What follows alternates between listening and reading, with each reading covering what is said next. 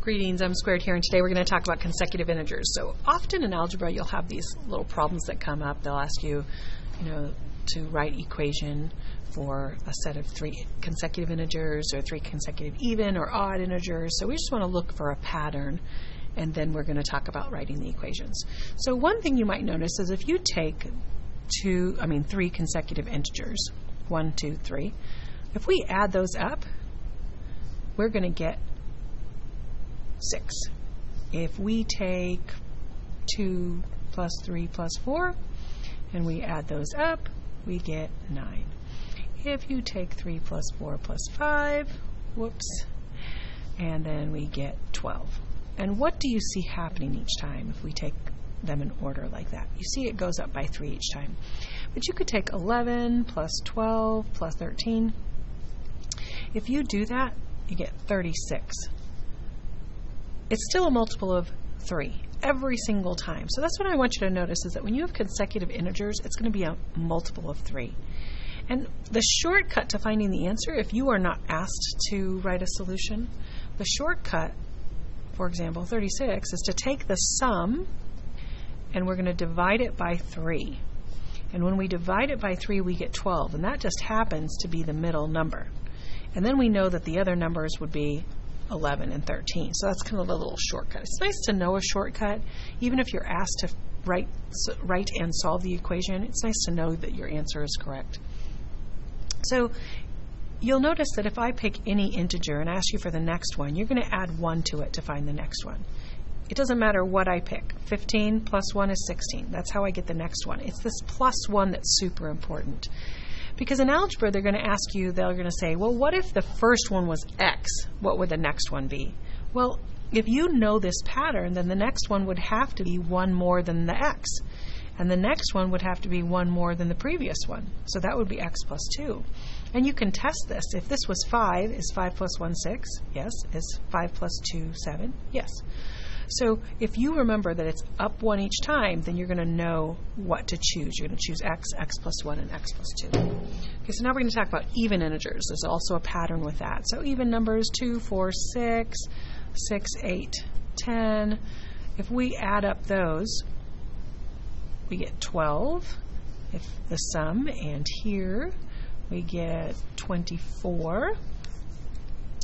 And you're going to notice the same pattern. If you keep doing this, you'll notice that over and over again, there's still multiples of 3, but you also know that when you add even numbers, you always get an even number, so they're going to be multiples of 2 as well.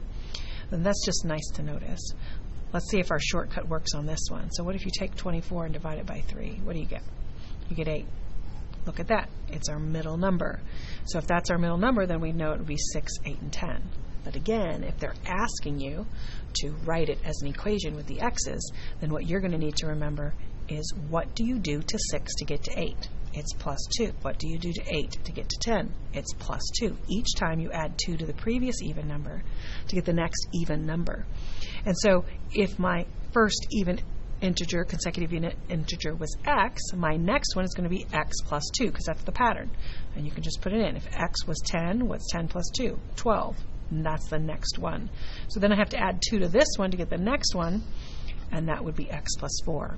And they might even ask you for 4 consecutive integers or 5 consecutive integers, but we're just doing the 3 right now. So we're going to get that.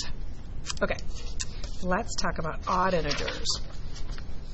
So when we have consecutive odd integers, so like 3, 5, 7, when we have something like that, what do we get when we add up? We get a 15. Okay, what if we add 9, 11, and 13? Well, that's 20, that's 33.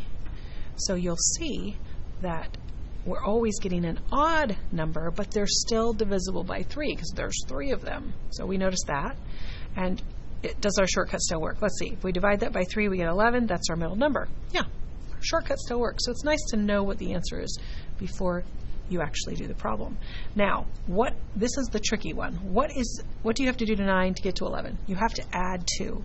2 is an even number, but that's what you have to add to get to the next odd number. So that confuses a lot of people because they're thinking it's odd, so it wouldn't be x plus 2 because 2 is even. But remember, I'm not saying that this number is even. I'm saying that whatever the odd number is that you start with, you have to add 2 to get to the next one. So just because it's x plus 2, this number isn't even. It depends on what x is. If x was even, then adding 2 would be even. But if x is odd, adding 2 would be odd. So actually the pattern for even and odd are the exact same pattern. So let's do a couple problems. So here, if we want to write and solve an equation, then we'd have to say, okay, there's 3 consecutive integers. So we have to remember our pattern. If x is our first one, then x plus 1 is our second number, and x plus 2 would be our third number. Sometimes you'll see people put parentheses around it just so that you know that that is a specific number. That's the one number, that's the next number, that's the next number. Sum is 141, so that means I'm going to add them all together. So again, we could use our shortcut, right? We could divide by 3, find the middle number, take 1 up and back, and we'd find the numbers. But we're asked to write and solve. So that's not going to help us other than it's going to, tell us what the eventual answer is. So I can just real quick in my calculator divide by 3, and I can say, oh, that's 47. So I know my numbers are 46, 47, and 48. But that's not what they asked. They asked us to write and solve. So we know our answer, but let's just double check. So I need to combine like terms. That's 3x. I need to combine the numbers. That's plus 3. So here's what I'm going to get. I'm going to subtract 3 from both sides. So I'm going to get 3x equals 138. If I divide by 3, x equals, 3 goes into there 4 times with 1 left over. 3 goes into 18 6 times. So x is 46, and that's what we had said. The smallest number would be 46. That means x plus 1 would be 47, because that's our second number, and x plus 2 would be 48, and that's our third number, and we already know that those add up to 141. So that is how you write and solve the equation. Okay, let's try 3 consecutive odd integers.